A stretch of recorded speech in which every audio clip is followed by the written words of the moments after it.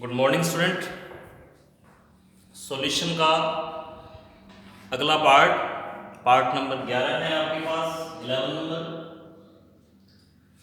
पिछले भाग का जो आंसर था आपके पास, जो न्यूमेरिकल अपने सोल्व किया था वही आंसर था और उसका आंसर था 80।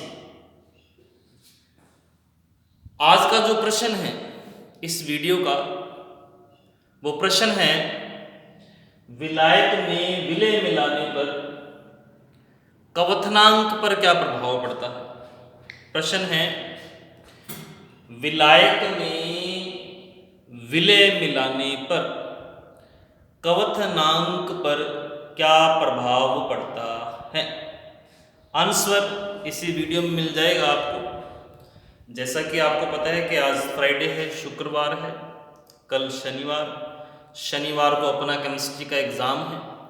उस एग्ज़ाम में आपके जो 10 नंबर हैं, कमेंट के और व्यू के 3 बार देखने का 1 नंबर और कमेंट का 1 नंबर। तो भाग नंबर 11, 10, 9, 8, 7 इनके नंबर हैं। 7वें भाग को 3 बार देख लिया आपने, इसका 1 नंबर और इसके प्रश्न के आंसर का 1 नंबर।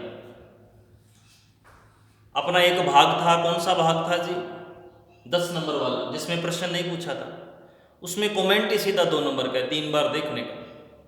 अब आप ये ध्यान रखें कि ये जो भाग है अपना 11 नंबर भाग, आप नंबर ऑफ स्टूडेंट क्लास के अंदर बेटा जी 95 है और एक बच्चा अगर 3 बार देखे तो कितने व्यू आने चाहिए?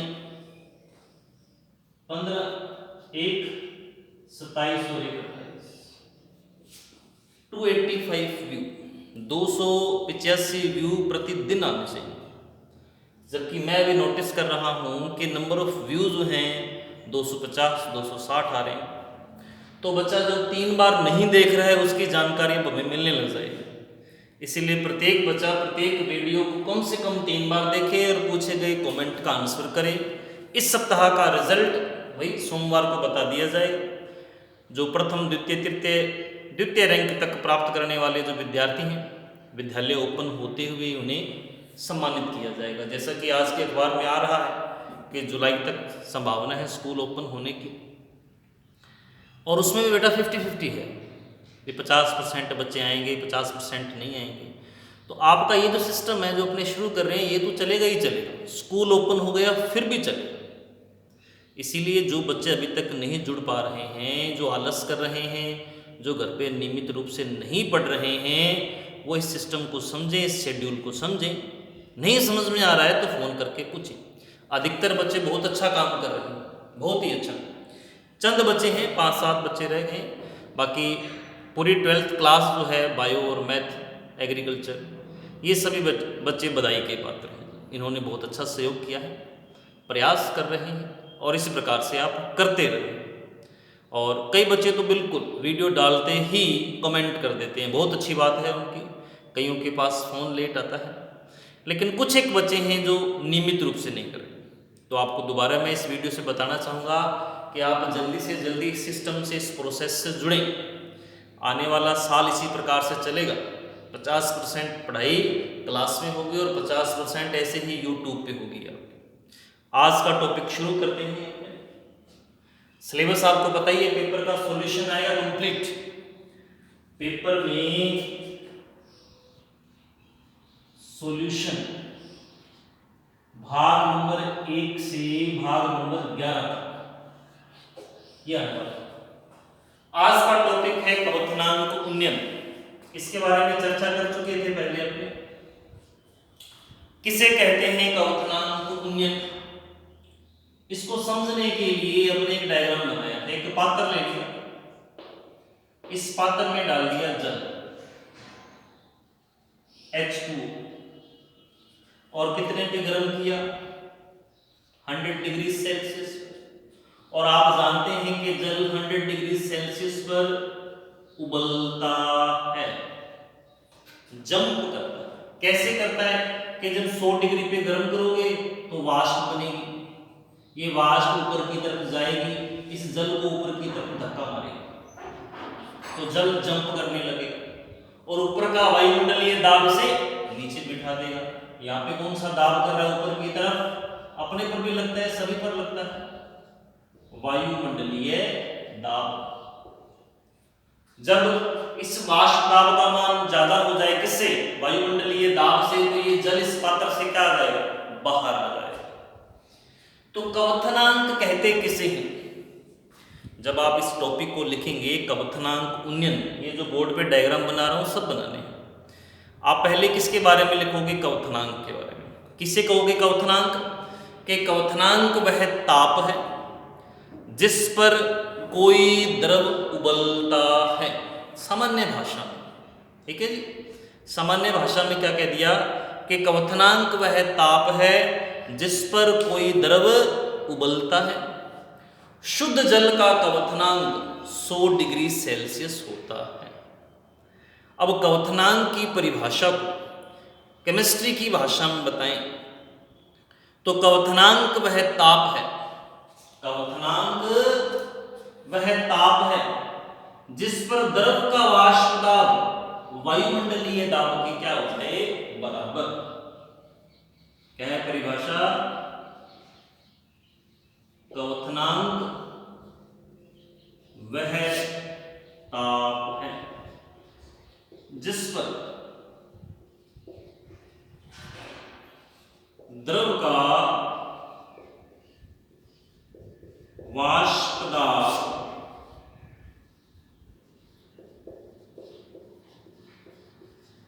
वायुमंडलीय दाब के बराबर हो जाए।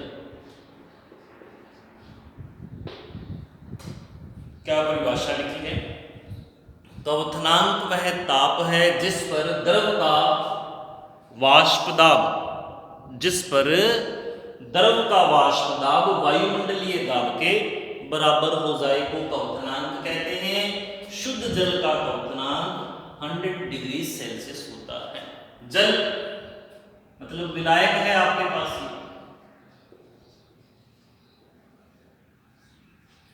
फिर हमने कल बताया था कि यदि इस जल में, यानी कि इस विलायक में बाहर से क्या मिला दें? विलय। कैसा विलय? अवाष्पशील। अगर आप वाष्पशील मिला दोगे तो फिर कोई बेनिफिट नहीं मिलेगा अपने को, ठीक है? तब कोई ना कवथनांक उन्नयन होगा, ना वाष्प का अवनमन होगा, कुछ नहीं होगा। विलय कैसा होना चाहिए? अवाष्पशील। जैसे कि NaCl मिला दिया, मिलाने के बाद क्या ये 100 डिग्री पर उबल जाएगा? अब नहीं उबलेगा। भी जल को आप उबालिए, 100 डिग्री पर उबल गया। उस पानी में मान लिया आपने कोई सब्जी मिला दी, आलू मिला दी, कोई भी सब्जी मिला दी, अब आप उबाल के देखिए, पहले से ज्यादा ताप की आवश्यकता पड़ेगी। यानी कि अब 100 पे नहीं उबलेगा बल्कि 100 से ज्यादा, 100 डिग्री सेल्सियस से उच्च ताप की आवश्यकता पड़ेगी। जब विलायक में अवाष्पशील विलय मिलाते हैं, जब विलायक में अवाष्पशील विलय मिलाते हैं तब कवथनांक में वृद्धि होती। इस घटना को कवथनांक उन्नयन कहते हैं। जब विलायक में अवाष्पशील विलय मिलाते हैं तब कवथनांक में वृद्धि होती है। इस घटना को क्या कहते हैं? कवथनांक उन्नयन कहते हैं। क्या है परिभाषा? जब विलायक में विलय मिलाते हैं